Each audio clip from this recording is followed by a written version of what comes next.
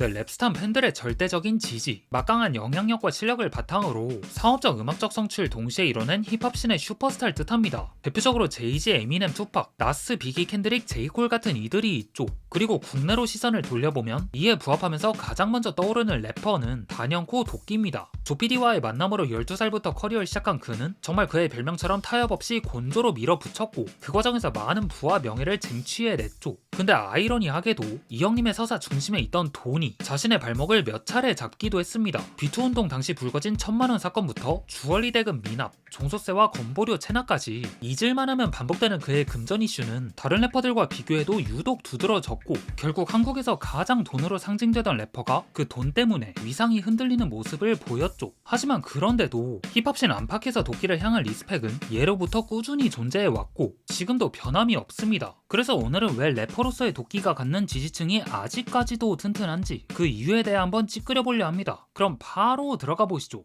파이어니어, 선구자, 그 누구도 이제 가 있지 않은 전선에 가 있었던 느낌이에요. 저도 그거를 따라왔고 굉장히 힙합적인 그런 면모들, 사람들한테 알린 그런 거에서 또 일리네어가 출발한 거기 때문에 저희 동료들한테는 지대한 영향력을 끼쳤죠. 도끼 랩하면 뭐 다 똑같은 말 하지 않아요? 그냥 미친 거 아니에요? 저는 교과서라고 말하고 싶어요. 도끼 형의 랩을 토대로 새로운 걸 만들었던 것 같아요. 먼저 그의 커리어를 관통하는 키워드인 허슬이 그 첫 번째 이유입니다. 도끼 마이크로닷과 올블랙을 결성하고 무브먼트, 맵더소울, 일리네어, 옐로우머니 레코즈 등을 거쳐오는 동안 박재범, 스윙스와 함께 압도적인 작업량을 자랑했어요. 그리고 이걸 수치상으로 환산하면 더욱 실감나죠. 2장의 정규와 3장의 비정규, 믹스테이프 9장, EP 3장, 여기에 합작 앨범과 컴필 앨범까지 더하면 이 형님의 허슬은 래퍼 개인의 성실함을 넘어 하나의 움직임을 만들어냈습니다. 당시 많은 래퍼들이 앨범 하나 낸 다음 텀을 길게 두는 식의 행보를 보였다면 도끼는 달랐어요. 작업이 끝난 앨범을 엔지니어한테 넘기자마자 곧바로 다음 앨범 작업에 들어갔다 하거든요. 물론 이 같은 무지성 다작 행보가 앨범의 희소가치를 떨어뜨리고 동어 반복을 불러온다는 한계도 있었지만 그걸 전혀 개의치 않는 듯한 도끼의 태도는 음악인으로서 음악을 대하는 진심이 느껴졌죠. 그리고 이런 행적을 지켜봐온 다음 세대는 그의 허슬허슬한 태도를 자연스럽게 체득하면서 그 흐름에 동참했고요. 그렇다고 앨범 퀄리티를 놓친 것도 아닙니다. 사실상 그의 첫 데뷔작이라 할 수 있는 썬더그라운드 EP는 크라운 제이 앤서, 주비트레인의 작업물을 비롯해 더리사웃을 국내에 제대로 들인 작품이었는데요. 여기서 도끼는 높은 장르 이해도를 바탕으로 한 생동감 있으면서도 깔끔한 프로듀싱과 화려하면서도 정돈된 플로우를 구사하며 19의 패기와 7년차 베테랑의 능숙함을 동시에 보여줬어요. 하는 걸 다 알아 싫어하는 척 말아 믿고 따라와 너보다 어려도 내게 본받아 난 달라 더 빨리 달려날 보면 holla back when you see me 니들은 몇지 하지만 난 거대한 big fish like Killer K I'm a man with a 광대한 big 이후로도 그는 평타 이상의 작업물을 꾸준히 내왔어요. 하지만 시간이 지나면서 고착화된 프로듀싱과 재탕되는 주제, 일리네어 성공 이후 우죽순으로 등장한 자수성가 예찬 래퍼들이 쏟아지면서 앨범 안에서 보이는 도끼란 캐릭터의 특별함도 조금씩 희석되기 시작했죠. 그러던 그의 턴어라운드를 만들어낸 작품이 그의 생일을 기념해 제작된 스페셜 앨범 리본이었어요. 그루비룸이 제공한 탄탄한 비트 위에 언제나 높은 타율을 기록하는 도끼의 랩, 그리고 적절한 타이밍에 등장해 분위기를 환기시키는 피처링진까지 이 세 가지 요소가 절묘하게 맞물리면서 마치 이 앨범은 좋은 앨범이 되기 위한 모든 조건들을 충족하고 있는 듯한 형태를 갖추게 됐죠. 그래서 어딘가 헐거웠던 도끼의 디스코그래피에도 드디어 마침내 굵직한 녀석이 등장했음을 알렸고요. 집에 살아도 내 빌딩은 없네 좀 차를 끌어도 달리스 하던데 인기는 많아도 상의 차트긴 없대 내가 거품이라면 샴페인 I'll be racing Trying to be nice and gentle waving the spotlight 악소 주차장을 향해 달리지 6년 전 처음 택시가 아니지 200년 첫 차를 끄고 공연 가던 시 가끔 보면 아무도 힙합을 사랑하지 않아 래퍼들조차도 힙합이란 이름을 빌려 성공을 쫓아도 닥치는 대로 니들 닥칠 때까지 닥치지 못한다면 니들 박칠 때까지 우린 탑 다운 안에 와 이후 정신건강 문제로 LA로 건너간 시기엔 물리적 거리가 멀어진 만큼 그에 대한 사람들의 관심도 식었지만 도끼는 그 와중에도 약 7장의 앨범 단위 작업물을 발표하면서 여전한 작업량을 보였어요. 최근엔 연인인 이하이와 레이블을 공동 설립해 다시 한번 본격적인 활동에 시동을 걸었고요. 이처럼 래퍼로서 음악인으로서 또 비즈니스맨으로서의 도끼는 어느 방면에서 보나 꾸준하게 달려왔습니다. 그리고 이 같은 일관됨과 꾸준함이야말로 그가 지금까지도 리스펙을 받는 가장 단순하면서도 강력한 이유라 할 수 있죠.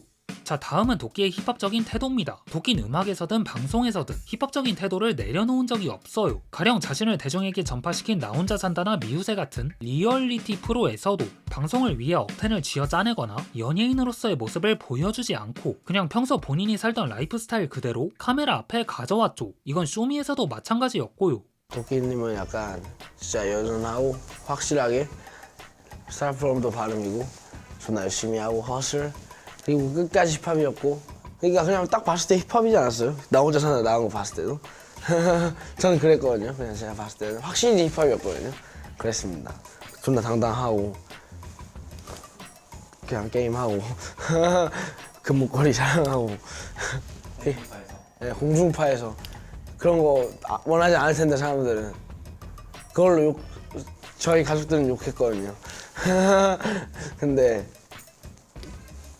그럼에도 했으니까 리스펙입니다. 근데 그것보다 더 중요한 건 음악 안에서의 태도입니다. 도끼는 지금까지 자신의 이름을 내건 작업물에서 음악적 타협을 시도한 적이 없어요. 여기서 말하는 타협이란 본인이 내키지 않는 사운드 또는 가사를 단순히 시장에서 잘 팔리기 위해 음악에 끼워 넣는 걸 의미하는데요. 그래서 도 선생님은 사랑 없는 사랑 노래하는 래퍼들을 굉장히 경계하다시피 했죠. 언제나 장르적 문법에 충실한 프로덕션과 래퍼로서의 소신과 태도, 바닥에서 정상까지 올라가는 과정 안에서 느낀 고충과 긍지, 자신의 길을 따라오는 다음 세대를 향한 지지, 성공과 함께 따라붙는 주변의 시기와 질투, 상황에 따라 래퍼의 길을 취사 선택하는 이들에 대한 분노 등등 도끼는 철저하게 힙합의 관점으로 자신이 보고 느낀 것들을 진실되게 풀어내 왔습니다. 이는 사실상 1MC 1프로듀서 체제 하에 기획된 리본에서 이 형님의 확고한 신념을 상세히 확인할 수 있죠. 그룹 이름은 이 앨범에서 붐백, 웨스트코스트 렛칫, R&B와 같이 다양한 장르를 끌어오면서 본인들 특유의 팝적인 색채를 더해냈는데요. 그래서 도끼가 프로듀싱을 도맡던 전작들보다 대중적인 사운드로 출력됐는데 그럼에도 도끼는 그 변화에 휩쓸리는 것이 아닌 자신이 여태껏 해오던 방식 그대로 래퍼로서의 역할에만 치중했어요. 그 결과 힙합의 정체성을 끝까지 유지하면서도 대중성과 완성도를 동시에 잡아낼 수 있었습니다. 사운드에서의 변화는 이때 그 안에 있는 자신은 결코 변하지 않았던 거죠. 그런 점에서 도끼는 스타일이 아닌 태도로서 힙합의 본질을 지켜온 아티스트의 위치를 견고히 할 수 있었고요.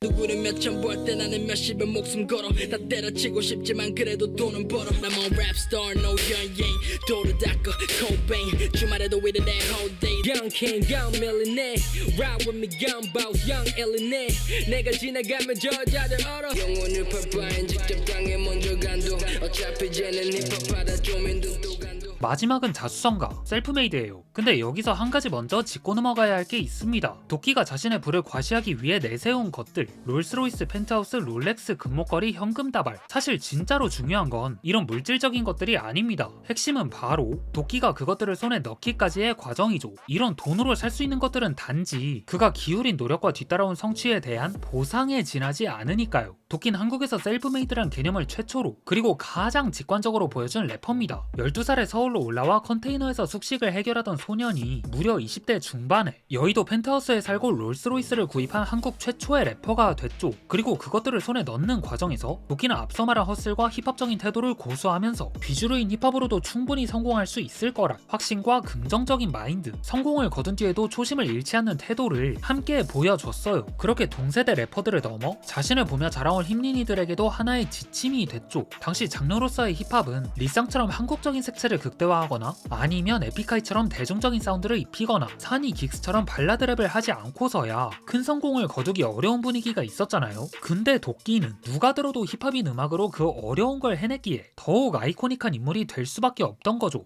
정말 도끼 형이 롤스로이스 사는 거 보면서 이제 와 정말 힙합으로도 저렇게 멋진 무브먼트 보여줄 수 있구나. 일단 힙합적으로 정말 멋있게 보여주는 사람들이잖아요. 음악적으로도 그렇고.